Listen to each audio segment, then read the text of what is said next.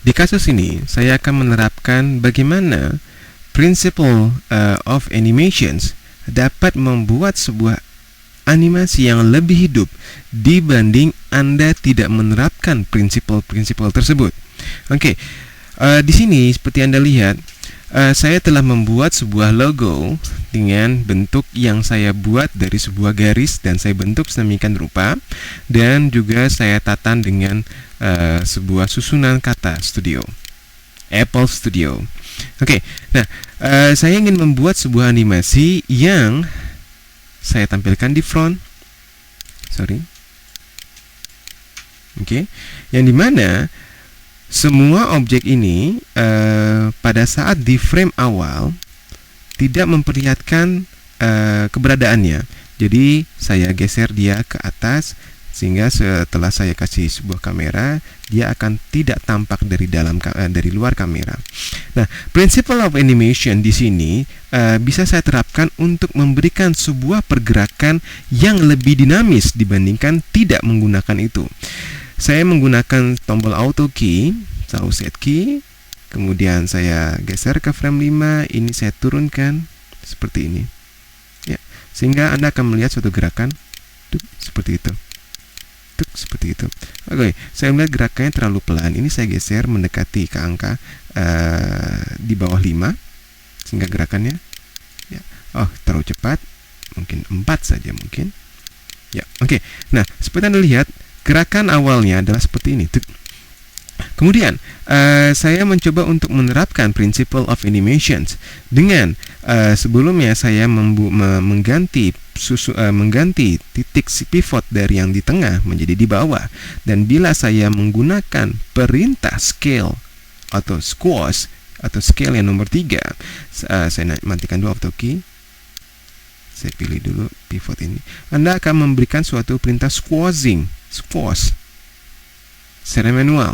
Oke, nah di sini saya coba untuk memulai dia dalam konteks 0, auto key nyalakan, di tengah-tengah dia terkena stretch, jadi sehingga gerakannya seperti ini.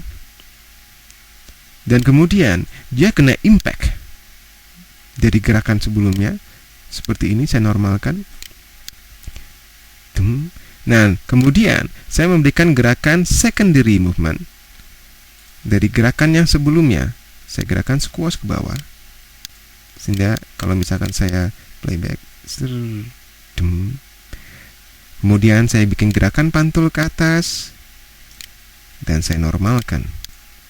Saya tidak memberikan suatu gerakan yang terlalu banyak. Oke, sehingga pada saat rewind play seperti itu. Tinggal Anda mengatur jarak antara key dengan key-nya untuk menghasilkan sebuah gerakan yang sesuai dengan mau Anda. Seperti ini.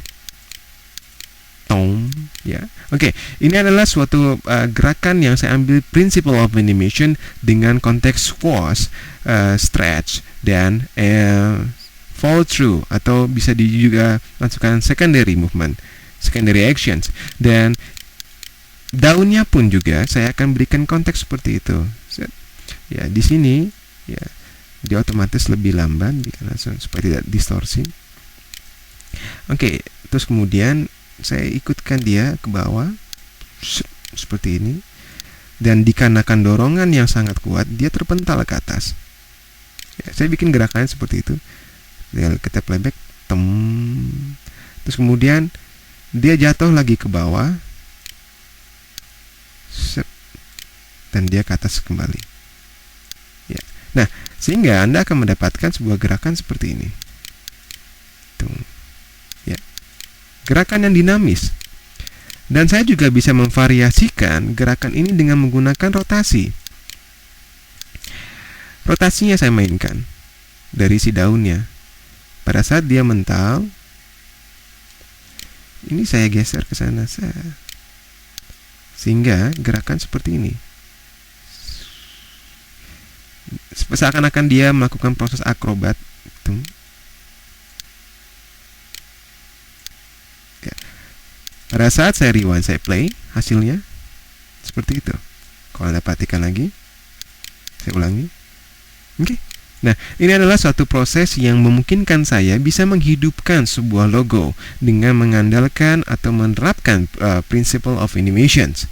Dan kemudian proses studio ini saya jadikan dia sebagai suatu animasi yang bermula dari bentuk skala yang kecil dengan saya atur dia di use pivot to center. Ini saya kecilkan dulu sehingga tidak terlihat di sudut pandang mata. Dan jangan lupa di lock. Usahakan sekecil mungkin sampai dia seakan-akan menghilang. Kemudian, ini biarkan saya biarkan dia seperti ini. Saya ke frame 5, saya tekan auto key, kemudian saya perbesar. Hati-hati jangan sampai salah menekan square-nya. Ya, seperti ini. Oke. Nah, bila ini Anda dapat, maka Anda akan mendapatkan sebuah gerakan seperti ini. Seperti itu, seakan-akan tulisan ini tumbuh dari kecil ke besar. Nah, sehingga ini saya cukup mainkan ya.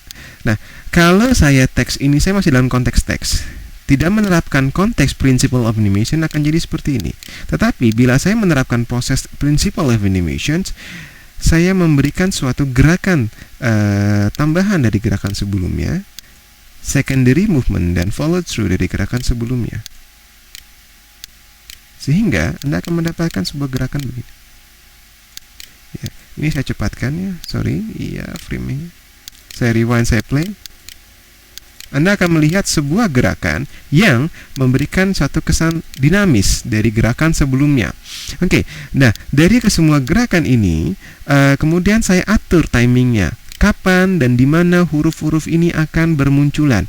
Saya mulai dari huruf S-nya, dimulai dari frame ke-14. Huruf S ini mulai, saya pilih huruf S ini, jangan lupa locking Anda matikan.